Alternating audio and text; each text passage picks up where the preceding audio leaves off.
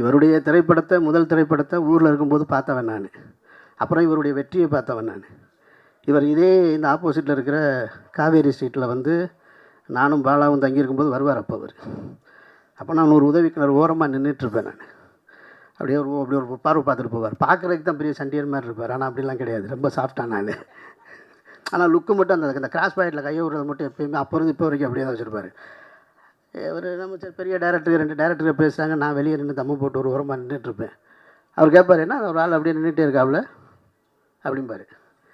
அப்புறம் அவர் போய் வண்டி ஏற்றி விடுறது, இந்த வேலையெல்லாம் பார்த்துருக்கேன் நான். இவர் இப்படி ஒவ்வொரு காலகட்டத்தில் நான் பார்த்து வளர்ந்துருக்கேன் சேரனை நான்.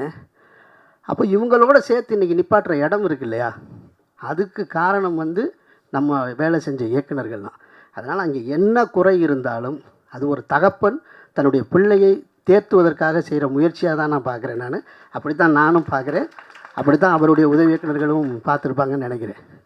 சேரனுக்கு எனக்கு நிறைய முரண்பாடு இருக்குது. சேரனுக்கு கருத்து முரண். நான் எது சொன்னாலும் அவர் கேட்க மாட்டார். இதுவரையும் கேட்டதே கிடையாது.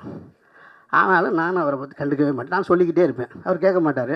அப்புறம் கூப்பிடுவார், சரி வர்றேங்க அப்படின்னு கேட்குற மாதிரி சொல்லுவார். அப்படியா, அது பண்ணிக்கலாம், நான் யோசிக்கிறேனே காலையிலம்பார். அவர் என்ன முதல்ல சொன்னாரோ அதை தான் செய்வார்.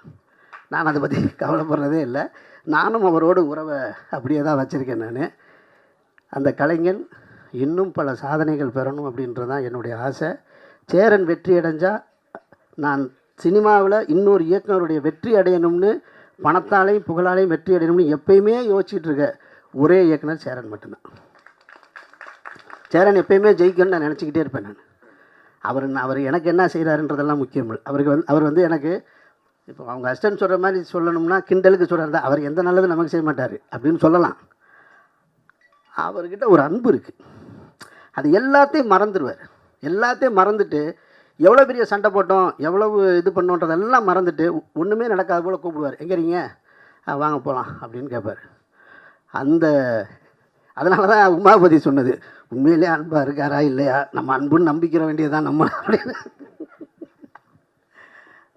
ஆனால் ஒரு குழந்த மாதிரி சேரன் நீங்கள் வந்து அவர் அண்ணன் சொன்னால் கோவம் வந்துடும் அவருக்கு. அதில் ரொம்ப முக்கியமானது. அதுக்காக நம்ம போனோடனே நம்மளை அண்ணன்பார், வாங்கண்ணே அப்படிம்பார். சேரண்ணே நல்லா அண்ணா ஒன்று என்னையை பார்த்து அண்ணன்றீங்க அப்படிம்பார். அவர் இன்னமும் இளமையாக தன்னை மனசுக்குள்ளே வச்சுக்கிடுவார். அதுக்கான வேலைகள் செஞ்சுட்டே இருப்பார் அவர். வேறு என்ன சொல்கிறதுங்க உங்களை பற்றி.